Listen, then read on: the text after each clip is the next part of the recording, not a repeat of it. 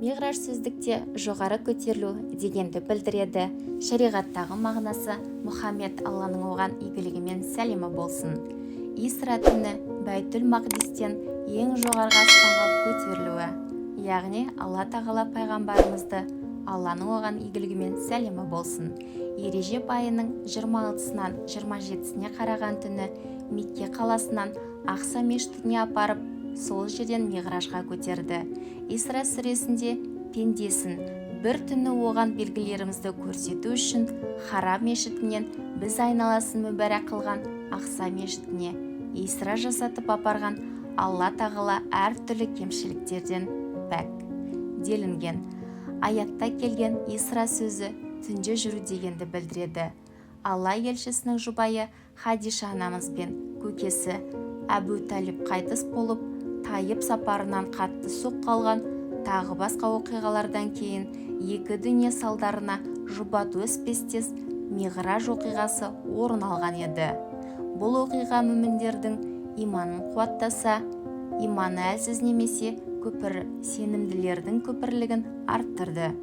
Әбу Бәкір сынды сахабалар осы оқиғадан соң сыддық, яғни растаушы атанды. Мысалы, емтихан не олимпиада өткенде білімді шәкірт, не спортшы өз шеберлігін анық көрсететіні сияқты ақиқат орын алды. Миғраж түні 5 уақыт намаз парыз етілді. Пайғамбарымыздың Алланың оған игілігімен сәлемі болсын, қиямет күні шапағат етуімен Бақара сүресінің соңғы аяттары уақи етілді. Ол күні пайғамбарларды көріп, оларға имам болуы, жәннат пен тозақты көруі, тағы басқа қиямет жағдайларының Алла елшісіне Алланың оған игілігімен сәлемі болсын білдіруі. Мұсылман үмметіне ислам дінін толық жеткізуші, пайғамбарлардың ең абзалы, соңғысы екенін хабар беріп тұр.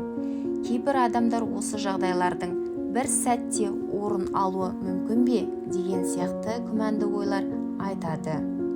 Әлемді жаратқан, жоқтан бар еткен, уақыт пен мекеннің бар не жоқ болуы, оған әсер етпейтін Алла тағала үшін бүкіл ғайып пен әшкерені ең сүйікті құлына бір сәтте көрсетуі еш күмәнсіз мүмкін, деп жауап беруге болады.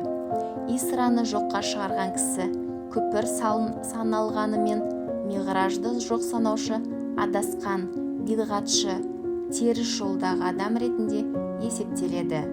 Себебі Исра аятпен бекітілген, ал Миғраж мәшһүр хадиспен жетіп тұр.